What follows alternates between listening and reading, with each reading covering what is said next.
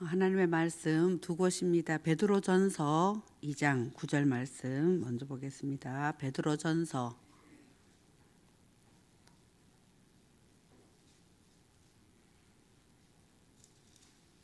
2장 9절 말씀입니다.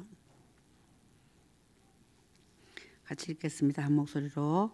그러나 너희는 택하신 족속이요 왕 같은 제사장들이요 거룩한 나라요 그의 소유가 된 백성이니 이는 너희를 어두운 데서 불러내어 그의 기이한 빛에 들어가게 하신 이의 아름다운 덕을 선포하게 하려 하심이라.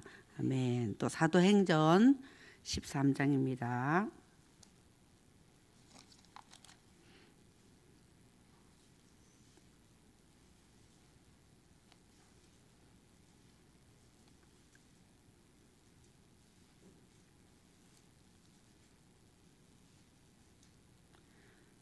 사도행전 13장 16절에서 23절까지 말씀, 이 말씀은 교독하도록 하겠습니다. 바울이 일어나 손짓하며 말하되 이스라엘 사람들과 및 하나님을 경외하는 사람들아 들으라.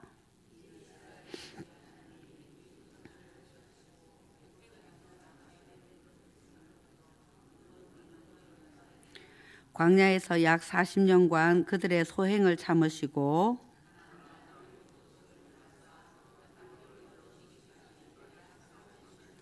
그 후에 선지자 사무엘 때까지 사사를 주셨더니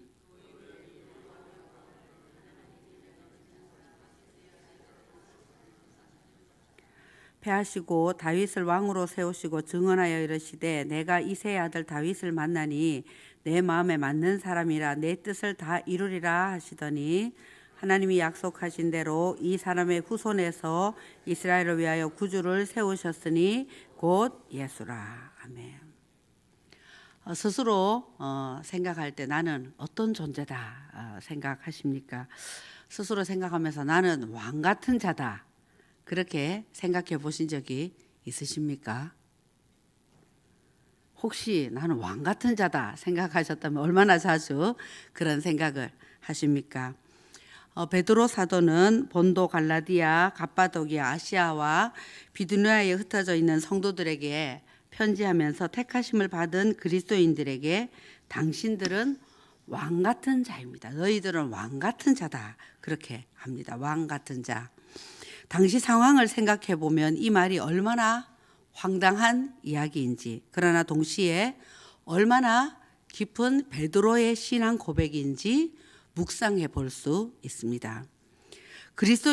당시 그리스도인들 로마의 황제에 의해서 핍박을 받고 있는 상황입니다. 그러니 그때 그리스도인들은 하나님의 택하심을 받았지만 구원받았지만 현실에서는 죽음과 가난 여러 어려움 속에서 그저 하루하루를 살아갑니다. 언제 붙잡혀 죽을지 모르는 상황입니다. 아파트 평수에는 생각도 없을 그런 상황입니다. 예수님을 포기할 수는 없지만 예수님을 믿고 사는 것이 만만치 않습니다. 다시 오실 예수님만을 사모하며 기다리는 형편입니다. 그런 그리스도인들에게 베드로는 너희들은 왕 같은 자들이다 이렇게 편지합니다. 눈에 보이는 힘이 있는 왕, 죽이려 하고 있고 또 진짜 육신을 죽일 수도 있는 그 왕이 눈앞에 있지만 그 왕은 진짜 왕이 아니다. 진짜 왕은 따로 계신다. 그 왕을 섬기고 있는 당신들이 왕 같은 자다. 그렇게 말하는 것입니다. 아마 성도님들 중에 오늘 이 예배에 나오시기 위해 생명을 걸고 나오신 분은 없으실 것입니다. 내가 오늘 이 예배를 드리러 가다가 걸리면 죽을 수도 있다. 그래도 나는 죽을지도 모르지만 그래도 나는 하나님께 예배해야지. 그런 마음으로 그런 결단으로 그 정도의 결단으로 이 자리에 나오신 분은 없으실 것입니다. 그렇지만 우리는 베드로 시대와 동일하게 여전히 다시 오실 주님을 기다리며 이 땅을 살아가는 그리스도인입니다. 그러니 우리도 왕 같은 자들입니다. 우리도 왕같이 살아야 합니다.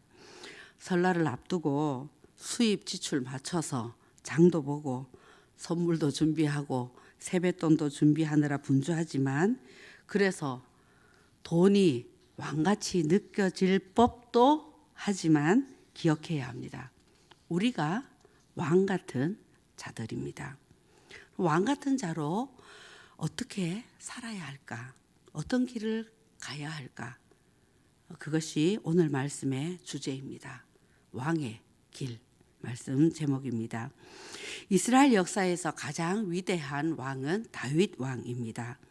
그 다윗 왕의 조상 유다에게 주어진 그 야곱의 예언을 살펴보면 참 재미있습니다. 창세기 49장 9절 말씀인데요. 제가 세번역 성경으로 읽어드리겠습니다. 유다야, 야곱이 죽기 전에 12 아들들에게 예언을 하죠. 유다야, 너는 사자 새끼 같을 것이다. 나의 아들아, 너는 움킨 것을 찢어 먹고 굴로 되돌아갈 것이다. 엎드리고 웅크리는 모양이 수사자 같기도 하고 암사자 같기도 하니 누가 감히 범할 수 있으랴. 왕의 가문이 될 유다에 대해 앞으로 일어날 일을 유언으로 남기면서 야곱은 유다 가문이 사자 같을 것이다 합니다. 왜 그렇겠습니까?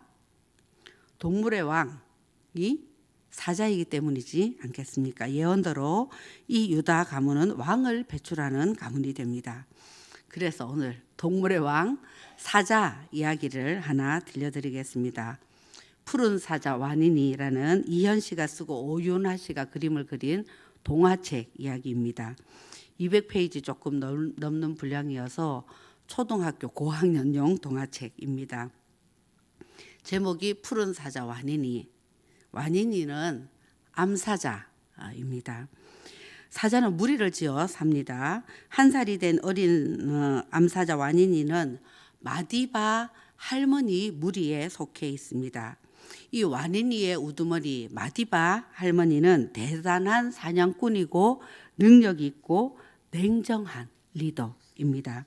마디바 할머니의 어릴 때 이야기를 들어보면 이렇습니다. 심한 가뭄 후에 무서운 병이 퍼져서 초원의 사자의 절반이 죽었을 때 이 마디바 할머니는 죽음의 병에 걸리고서도 그 병을 이겨냅니다. 떠돌이 수사자들이 영토를 침범해서 모든 가족을 잃었을 때 자신을 죽이려고 덤벼드는 그 수사자에게 당당히 공격을 하고 그 수사자가 당황한 틈을 타서 여동생을 데리고 도망을 칩니다. 무리를 잃은 어린 사자는 생존 가능성이 별로 없습니다. 아무리 사자라도 말입니다. 그러나 이 마디바 할머니는 달랐습니다. 세월이 흘러 자신의 딸들과 그 자녀들까지 해서 자신의 영역을 가진 마디바 무리를 이룹니다. 그런 마디바의 아이들이 된 것은 아주 자랑스러운 일입니다. 와니니 역시 그랬습니다. 마디바 할머니 그 초원의 전설적인 존재입니다. 그러나 마디바는 이 마디바 무리를 지키기 위해 무리 속에 수사자를 오래 두지 않습니다. 1살 정도 되면 수사자는 무리에서 쫓아냅니다. 수사자는 먹이만 축내고 말썽을 일으킨다는 이유에서였습니다. 이 와니니의 오빠들도 그렇게 무리에서 쫓겨납니다. 무리에서 쫓겨나는 수사자들은 자기 영역이 없이 떠돌아다니는 처지가 됩니다. 일반적으로 그렇습니다. 위험하고 사냥도 어려운 그런 형편입니다. 오빠들이 이렇게 쫓겨나는 것을 보며 와니니는 자신이 암사자인 것이 다행이다. 그렇게 생각을 합니다. 그러나 냉정한 이 마디바 할머니는 제목을 해내지 못하는 아이까지 돌볼 순 없어. 1살이면 더 이상 어린애가 아니야. 마디바의 사자가 될 자격이 없으면 떠나야지. 크하하하항 이렇게 하면서 약하고 힘없는 암사자도 무리에서 쫓아낼 작정을 합니다. 특히나 입이라도 하나 덜어야 할 건기 때는 더욱 그렇습니다. 누구보다 눈과 귀가 밝고 냄새를 잘 맡는 와니니였지만 와니니는 다른 동갑내기에 비해서 몸집이 작았습니다. 달리기는 잘했지만 잘 싸우지 못했습니다. 어느 날 밤 이 마디바 무리가 모두 잠들었을 때 이 귀가 밝은 와니니는 부스러기 먹거리라도 얻으려고 몰래 자기 영역에 들어온 떠돌이 사자 둘을 발견합니다. 이 사자들이 살려달라고 싹싹 빕니다. 불쌍해서 도망한 기회를 주고서 그들이 좀 멀리 간 후에 자기 무리에게 알려주려고 이 와니니가 작정을 합니다. 그렇게 해서 그 불쌍한 수사자들도 살리고 할머니 마디바에게도 점수를 따고 그렇게 하려고 합니다. 그런데 그만 일이 꼬여 버립니다. 결국 와니니는 이 일로 마디바 할머니의 눈에 거슬려서 가장 무서운 벌을 받습니다. 혼자가 되는 벌을 받습니다. 와니니는 마디바 무리에서 쫓겨나게 됩니다. 와니니는 외톨이 암사자가 되어서 떠돌아다닙니다. 사냥은커녕 마디바 할머니 무리와 있을 때는 걱정하지 않아도 되는 하이에나에게까지 쫓기는 신세가 됩니다. 너무 배가 고파서 사자로서 어울리지 않게 풀을 뜯어 먹습니다. 심지어 새똥구리도 먹을 그런 기세입니다. 원숭이들에게조차도 놀림감이 됩니다. 너무 외로워서 달에게도 이야기를 걸고 평상시 겉들도 보지도 않던 홍아니 앵무새에게도 말을 겁니다. 새는 너무 놀라서 와니니를 보고 미친 사자다 그렇게 부릅니다. 와니니는 물속에 비친 자기의 모습을 보고 그 사자 모습이 너무 반가워 물속에 있는 자기에게도 말을 걸기도 할 지경입니다. 그만큼 외로웠습니다. 그러다가 예전에 자신이 살려주었던 그 떠돌이 사자 둘을 만납니다. 총의 위협으로부터 도움을 받는 것을 계기로 그들과 함께 하기로 그렇게 합니다. 어린 수사자 그리고 다리를 저는 어른 수사자 두 명과 함께 말입니다. 수사자는 싸움을 잘합니다. 암사자는 사냥을 잘합니다. 와니니가 작전을 세우고 함께 힘을 합치기로 합니다. 그래도 여전히 실패합니다. 너무나 배가 고픕니다. 그러다가 와니니가 엉겹결에 겁먹은 토끼를 앞발로 쳐서 잡게 됩니다. 얼마나 귀한 먹거리입니까? 그런데 너무나 배가 고팠던 수사자들은 그 토끼 한 마리 때문에 갑자기 원수가 됩니다. 원래 수컷들은 배가 고프면 그런가 봅니다. 서로 토끼를 먹으려고 죽을 듯이 싸웁니다. 근데 와니니의 생각은 달랐습니다. 서로 먹이를 나눠 먹을 수 없다면 서로 믿을 수 없다. 서로에 대한 믿음이 없다면 함께 무리를 이룰 수 없다. 와니니는 서로 싸우며 반항하는 수사자들에게 위험을 무릅쓰고 막아섭니다. 토끼를 아무도 먹을 수 없도록 멀리 집어 던집니다. 그리고 수사자에게 이 두 명의 수사자에게 말을 합니다. 오늘 일을 똑똑히 기억해요. 두 번 다시 먹이를 두고 다투지 마세요. 안 그러면 다시는 사냥을 하지 않겠어요. 그렇게 몸집이 작고 어린 와니니는 와니니 무리의 리더가 되어 갑니다. 그러다가 와니니 무리는 그 마디바 할머니 무리에 대한 위험한 공격 계획이 있다는 사실을 알게 됩니다. 고민을 합니다. 자신을 쫓아낸 할머니이지 않습니까? 그러나 그대로 두면 그 무리가 모두 위험할 수 있습니다. 어렵고 위험하더라도 그 사실을 마디바 할머니 무리에게 알리기로 이 와니니가 결정을 합니다. 이럴 수도 있고 저럴 수도 있는데 알리지 않는다고 해도 와니로서는 별일이 없는 것인데 와니니는 그것이 더 옳다 생각하고 올바른 선택을 합니다. 그 일을 합니다. 그러나 그 일 때문에 결국 한패였던 절름발이 아저씨 수사자가 많이 다쳐서 거의 죽게 됩니다. 이때 이 수사자의 마지막 말이 참 의미가 심장합니다. 뜻이 깊습니다. 이 죽어가는 아저씨를 보며 정이 담뿍 들었죠. 죽어가는 아저씨를 보며 와니니는 자신 때문이라고 절규합니다. 절름발이 사자 아저씨가 말을 합니다. 생각해 보아라.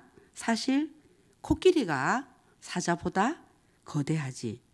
코뿔소가 더 힘이 세고 하마는 사자보다 더 포악해. 그런데 왜 사자를 초원의 왕이라 하는 줄 아느냐? 생각해 본 적 없는 와니니는 가만히 있습니다. 아저씨가 말합니다. 사자는 명예를 위해 싸우는 족속이기 때문이야. 사자는 살기 위해서가 아니라 명예를 위해 목숨을 거는 족속이야. 그래서 사자를 초원의 왕이라고들 하는 거야. 초원의 왕 사자. 이 완인이 이야기를 들으시면서 어떤 생각이 드십니까? 어리고 몸집이 작지만 완인이는 사자답습니다.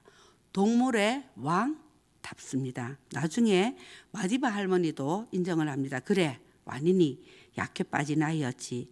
결국 어른이 될 수 없을 줄 알았는데 여전히 몸집이 작고 앞으로도 그럴 테지만 눈빛이 용맹하구나. 무리를 이끄는 암사자의 눈을 가졌어. 그렇게 인정합니다. 동물의 왕인 사자가 목숨을 거는 명예. 왕 같은 그리스도인들에게는 무엇이 명예입니까? 그리스도인들은 사는 것이 목적이 아닙니다. 우리의 명예는 무엇입니까? 완인이 물론 상상의 존재이지만 이야기 속에서 참 훌륭한 가치를 가지고 그 가치를 선택하고 그 가치를 지켜나갑니다. 공동체, 함께 나눔, 연대, 약자에 대한 배려, 위험을 무릅쓰고도 선을 행함. 이것이 완인이의 가치이고 이것을 선택하고 실천해 나가는 것이 완인이의 명예입니다. 이것이 완인이를 진정한 사자답게 합니다. 왕답게 합니다. 그럼 왕 같은 자로서 우리들이 지켜야 할 명예는 무엇입니까? 왕 같은 자들로서 우리가 가야 할 길은 무엇입니까? 오늘 또 읽은 본문 사도행전 13장은 사도 바울의 설교입니다. 이 사도 바울의 설교도 결국 왕 이야기입니다. 이 설교를 하게 된 배경을 살펴보면 이렇습니다. 수데만 순교 이후 핍박을 피해 흩어진 그리스도인들에 의해서 이 사도행전 13장에 나오는 안디옥 교회, 좀 더 정확히 말하면 수리아 안디옥 교회가 세워집니다. 그리고 이 안디옥 교회 성도들이 함께 하나님께 예배하며 금식할 때에 성령님께서 이 공동체에 말씀하십니다. 성령님은 지금도 우리에게 이렇게 말씀하시기도 합니다. 바울과 바나바와 바울, 이때는 사울이라고 기록되어 있습니다만 바나바와 바울 이 둘을 따로 세워라 하십니다. 그래서 안디옥 교회 성도님들은 금식하고 기도한 후에 이 두 사람에게 안수하고 이들을 떠나 보냅니다. 바울의 1차 선교 여행입니다. 바나바와 바울은 실루키아로부터 시작해서 배를 타고 이동하며 복음을 전합니다. 그러다가 비시디아 안디옥에 이릅니다. 좀 전에 바울과 바나바를 파송한 안디옥 교회는 수리아 안디옥 교회입니다. 비시디아 안디옥은 지도상으로 보면 좀 더 북쪽, 북서쪽에 위치해 있습니다. 하여튼 바울과 그 일행이 비시디아 안디옥에 이르러서 안식일에 회당에 들어가 앉습니다. 사도 바울은 가능하면 이렇게 전도할 때에 회당이 있는 곳에는 회당에 먼저 들어가서 복음을 전했죠. 그래서 회당에 들어가 앉습니다. 회당장이 율법서, 모세오경과 예언자의 글을 읽은 후에 이 바울과 바나바에게 이 사람들에게 권면한 말씀이 있으면 해주시오 하고 청합니다. 아마 회당장이 이 바울에 대한 소문을 이미 들었기 때문일 것입니다. 바울은 아싸 합니다. 어떻게든 기회가 있으면 예수님 이야기를 하고 싶어 근질근질한 바울 아닙니까? 그래서 바울은 일어나서 손을 흔들고 말을 합니다. 숨을 좀 고르고 아마 마음속으로 기도를 했겠죠. 그리고 입을 엽니다. 방금 읽은 율법서, 예언서 내용을 모두 들먹입니다. 바울이 성경에 아주 능통했음을 알 수 있는 대목입니다. 우리가 성경을 한번 지금 펴볼까요?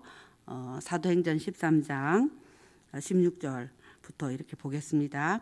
이스라엘 사람들과 하나님을 경외하는 사람들은 들으라. 유대민족과 이방인들 모두를 염두에 두고 하는 말 같습니다. 그리고 17절입니다. 이 이스라엘 백성의 하나님이 우리 조상들을 택하시고, 누구 얘기겠습니까? 창세기 아브라함 이야기입니다. 하나님께서 하나님 백성 만들기 프로젝트를 시작한 이야기죠. 우리 조상들을 택하시고 아브라함 이야기입니다. 애굽 땅에서 나그네 된 그 백성을 높여 큰 권능으로 인도하여 내사. 성경 어디 얘기일까요? 예, 출애굽기 맞습니다. 출애굽기 내용입니다. 그리고 18절 광야에서 약 40년간 그들의 소행을 참으시고, 민수기 내용이 이 한 줄로 요약이 됩니다. 그리고 19절 가나안 땅 7 족속을 멸하사 그 땅을 기업으로 주시기까지 약 450년 가니라. 하나님의 백성이 거할 땅을 주신 이야기입니다. 여호수아서 사사기가 포함된 내용입니다. 20절 그 후에 선지자 사무엘 때까지 사사를 주셨더니, 사사기와 사무엘상 이야기까지 진행됩니다. 그리고 21절 그 후에 그들이 왕을 구하거늘 하나님이 베냐민 지파 사람 기스의 아들 사울을 40년간 주셨다가, 사무엘상 이야기입니다. 백성이 만들어지고 아브라함을 통해서 하나님의 백성이 만들어지고 가나안 땅이 주어지고 그 나라를 다스릴 왕이 세워집니다. 하나님이 친히 부르신 아브라함 자손들로 하나님의 샘플 백성을 만드십니다. 그리고 약속하신 대로 젖과 꿀이 흐르는 땅을 주셨는데 그들은 하나님 외에 이방인의 왕 같은 사람 왕을 원합니다. 하나님 많이 서운해하시죠. 그러나 허락하십니다. 그래서 세워진 왕이 사울 왕입니다. 우리가 모두 다 잘 알다시피 실패한 왕입니다. 그래서 사무엘 하 말씀은 사울 왕의 죽음으로 시작합니다. 22절이죠. 패하시고, 누구를 패하셨다는 거죠? 예, 사울 왕 맞습니다. 이스라엘의 처음 왕이었지만 하나님을 따르지 않았던 이 사울 왕 이야기입니다. 패하시고 다윗을 왕으로 세우시고 증언하여 이르시되 내가 이새의 아들 다윗을 만나니 내 마음에 맞는 사람이라, 내 마음에 합한 사람이라 내 뜻을 다 이루리라 하시더니, 누구의 뜻입니까? 예, 하나님의 뜻을 이루리라 합니다. 이스라엘의 가장 위대한 왕 다윗 왕의 정체성이 드러납니다. 다윗 왕은 하나님 마음에 맞는 사람이었습니다. 어떻게 하나님의 마음에 맞습니까? 하나님의 뜻을 이루었기 때문입니다. 마치 완인이가 자신의 명예를 지키기 위해 그 가치를 지킨 것처럼 말입니다. 이 하나님의 뜻이 다윗 왕의 가치가 되는 것입니다. 그것을 지킨 것이 다윗 왕이 지킨 명예입니다. 하나님이 모델로 세우신 아브라함의 자손인 하나님의 백성, 하나님이 약속대로 선물로 주신 가나안 땅, 그 땅을 하나님의 뜻대로 다스리는 다윗 왕, 이제서 뭔가 퍼즐이 맞추어집니다. 하나님이 원하시는 하나님 나라 그림이 제대로 그려진 것 같습니다. 근데 이 황홀한 이야기는 여기에서 끝입니다. 그 뒤를 잇는 왕들, 제대로 된 왕이 없습니다. 사자라고 모두가 사자가 아니듯이 왕이라고 모두 제대로 된 왕이 아닙니다. 그냥 왕이라고 불려진다고 해서 왕이 아닌 것입니다. 하나님의 마음에 맞는 진짜 왕다운 왕이 없었습니다. 하나님의 뜻을 제대로 따르는 왕이 없었습니다. 북이스라엘 왕들은 한 사람도 하나님의 마음에 맞는 왕이 없었고, 다윗 이후에 남유다 왕들은 대체로 부족했습니다. 어떤 왕은 많이 부족했고 어떤 왕은 2% 부족합니다. 사도 바울은 이야기를 좀 더 끌고 갑니다. 열왕기 상하, 포로 시대, 포로 귀환 시대, 신구약 중간 시대로 확 넘어갑니다. 이제 사도 바울이 가장 하고 싶은 그 이야기를 합니다. 이것 때문에 여기까지 온 것입니다. 이것 때문에 매 맞고 갇히고 죽을 만큼 맞기도 했습니다. 진짜 왕을 소개하고 싶었기 때문입니다.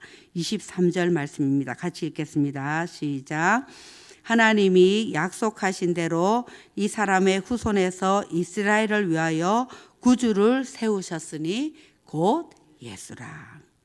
사자 같을 것이다 예언받은 유다의 후손 중 다윗 왕의 후손에서 예수님이 세움을 받았다 소개하면서 그 뒤 말씀은 예수님 부활까지 이야기를 합니다. 그러면서 사도 바울은 이 다윗 왕 정말 이스라엘이 모두가 존경하는 가장 큰 왕이라 생각했던 이 다윗 왕과 예수님을 비교합니다.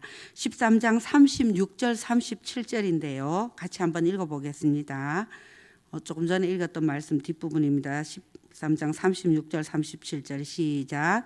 다윗은 당시에 하나님의 뜻을 따라 섬기다가 잠들어 그 조상들과 함께 묻혀 썩음을 당하였으되 하나님께서 살리신 이는 썩음을 당하지 아니하였나니. 무슨 말입니까? 다윗 왕은 죽을 수밖에 없는 왕이었다. 대단한 왕이었지만 다윗 왕은 죽을 수밖에 없는 왕이었다. 그러나 예수님은 죽음을 이기신 영원한 진짜 왕이다 하는 말입니다. 또 바울은 모세와 예수님을 또 비교합니다. 모세의 율법과 예수님의 복음을 비교합니다. 13장 39절 말씀 또 같이 읽겠습니다. 시작. 또 모세의 율법으로 너희가 의롭다 하심을 얻지 못하던 모든 일에도 이 사람을 힘입어 믿는 자마다 의롭다 하심을 얻은 이것이라.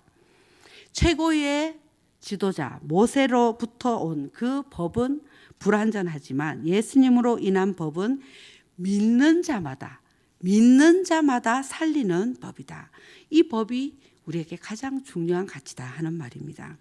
오늘날 누가 하나님의 백성입니까? 어디가 하나님의 땅입니까? 누가 진정한 이 나라의 왕입니까? 이 나라에서 우리가 지켜야 할 가치는 무엇이겠습니까? 샘플나라, 샘플땅, 샘플왕 이야기에서 그림이 아주 커졌습니다. 주님의 이름을 부르고 예수님을 구주로 영접한 모든 사람이 하나님의 백성이 되었습니다. 우리가 딛고 있는 모든 땅이 다, 우리가 내딛는 모든 땅이 다 하나님의 땅일 뿐 아니라 천국까지 우리 땅이 되었습니다. 이 나라는 예수님이 왕이십니다. 이 예수님을 왕으로 모신 모든 자들이 왕 같은 자들입니다. 우리 이야기입니다. 왕 같은 자들로서 우리가 가야 할 길. 그래서 진짜 왕 중의 왕이신 예수님이 가신 그 길이 우리가 가야 할 길입니다. 우리에게서 명예는 예수님입니다. 예수님 닮는 것입니다. 예수님을 따르는 것입니다. 주님의 뜻을 이루는 것입니다. 하나님은 우리에게 놀라운 선물을 주셨습니다. 자유의지. 모든 생명에게 하나님은 자유의지를 주셨습니다. 제가 율마를 색으로 이렇게 키우고 있는데요. 그 키우면서 묵상을 하게 됩니다. 하나님이 식물에게도 자유의지를 주셨구나.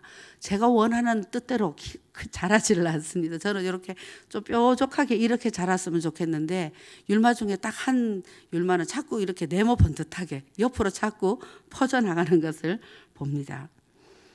똑같이 물을 주고 똑같이 햇볕을 받고 똑같은 시간에 같이 자라는 그 새구류인데도 모양이 그렇게 다 다릅니다. 그래도 괜찮습니다.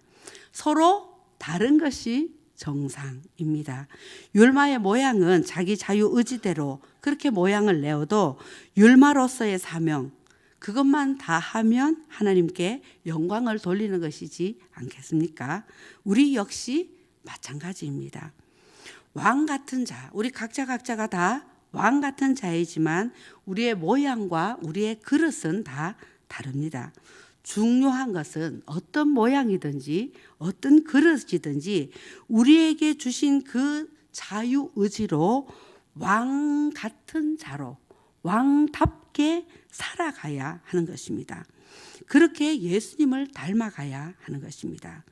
겸손의 왕이신 예수님, 사랑의 왕이신 예수님, 섬김의 왕이신 예수님, 그 예수님을 왕으로 모신 자답게 이번 명절에도 왕 같은 자로 그렇게 승리하는 우리 모두가 되기를 소원합니다.